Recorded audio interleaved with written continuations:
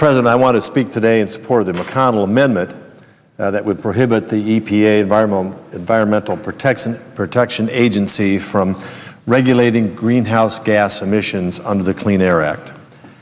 This is nothing more than a backdoor energy tax that should be the purview of Congress to enact or not enact, and not the responsibility or the authority given to the EPA.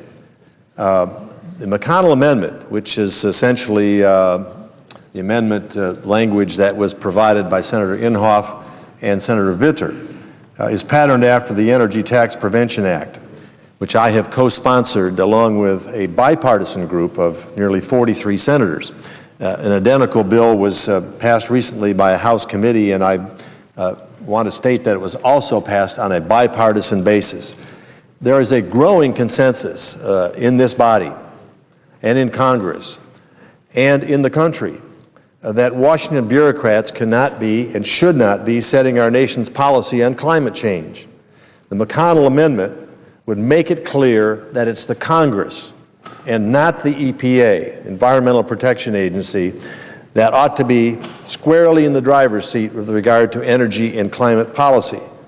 As a member of the Energy Committee, and noting that on a bipartisan basis again, we have the jurisdiction over this and not a regulatory agency, it has become clear that the administration's cap and trade bill has had no chance of passing the Senate, again because of bipartisan opposition. It's also clear that the White House has then determined that they're going to try to circumvent the Congress and push this agenda through rules and regulations made by unelected bureaucrats.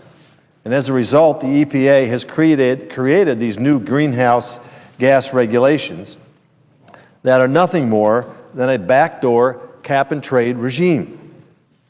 So while the administration talks about the need to strengthen the economy and put Americans back to work, these types of harmful rules that are being imposed by regulatory agencies, and specifically the EPA and climate control in this regard, are having just the opposite effect. Now, the reality of the matter is that not only in my home state of Indiana, which obtains more than 90% of its electric power from coal resources, but in states across this country that are using fossil fuels currently to generate energy, that this would have an extraordinary detrimental effect to their economies and to their provision of the necessary power needed to run the industries and the businesses, heat and cool the homes, and provide the electricity needed to sustain any kind of an economy. And particularly at a time like this, it's extraordinary that this backdoor effort by the EPA is simply throwing a major impediment to the economic growth, which we are now starting to see after 2 years of a very, very serious downturn. The factories are starting to move again. They're starting to hire. The machines are starting to turn. And at a time like this, all of a sudden, a non-elected bureaucracy in this government, supported by the White House, simply says, now is the time to attack the climate control issue. We didn't like what Congress did when they turned this down, and so therefore we'll take over and do it ourselves. Now, I have nothing against looking at ways to provide additional sources of energy, alternative sources that can help with our climate control, whether that's solar, wind, biothermal, biomass, or geothermal, or any number of other alternatives. But these alternatives need to be cost-effective and competitive, and currently they are not. Now, I had the opportunity to serve in Germany as ambassador for 4 years, and during that time I was able to pay very close attention to a mandate that was imposed by the German parliament of switching to alternative sources on a mandated basis to 20% of the total energy being derived by a certain period in time.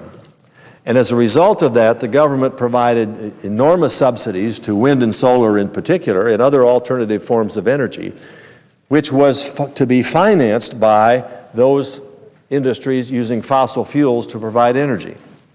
The results of which recently announced in Germany that this is not obtainable.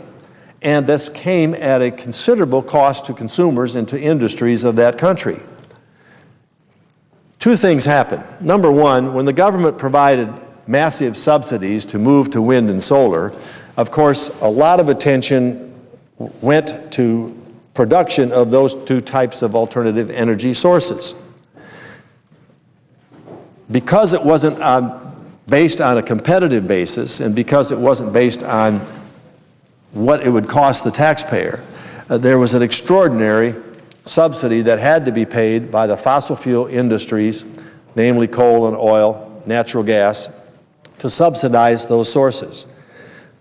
The problem is you end up with a distorted economic picture, and ultimately the cost goes to the taxpayer and to the consumer. Basically on a 5-to-1 or greater basis, the fossil fuel industry producing energy had to subsidize the alternative forms of energy, namely wind and solar, on a 5-to-1 basis, obviously raising prices to consumers, to industries using energy that was derived through fossil fuels. The second problem is that politics, which always happens in any situation like this, kind of rears its ugly head. And so every member of every state had to get their share of the subsidy.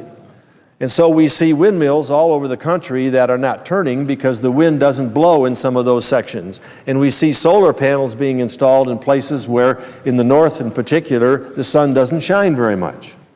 So you have an extremely cost-ineffective system put in place, subsidized by the taxpayer. So as we look forward to alternative sources of energy, we have to recognize the realities of what we're dealing with here, and particularly at a time when we're in economic distress and just trying to move into a better economic picture for the future. If we're going to impose massive taxes on industries that are providing energy to drive our factories and run our businesses and heat and cool our homes, that is going to be at a significant cost to employment, and a significant cost to all those who use that electric energy. And so these are issues that need to be debated in this Congress and with the American people in a transparent way, rather than addressed by a regulatory agency that has no responsibility to the taxpayer, no responsibility to the consumer, and is trying not to have any responsibility to the congressional authority that governs all this. I have yet, Mr. President, to hear of an alternative to coal for electric power generation.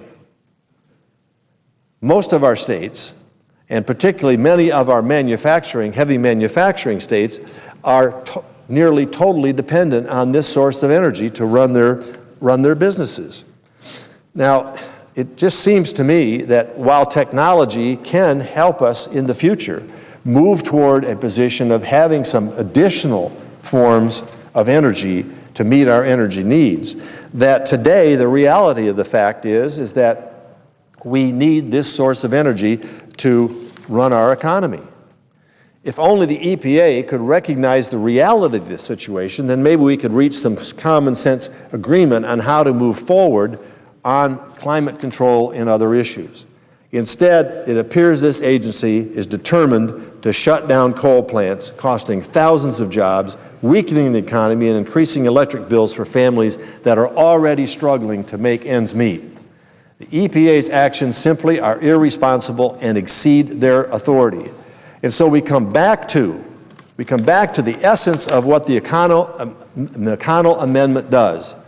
It gives the debate and the responsibility and the authority to the elected members of the Congress, and the jurisdiction to the body that should make these determinations in terms of its impact on the American people and the impact on our ability to provide sound energy and competitive energy to our businesses and homes. These are decisions that we should abandon,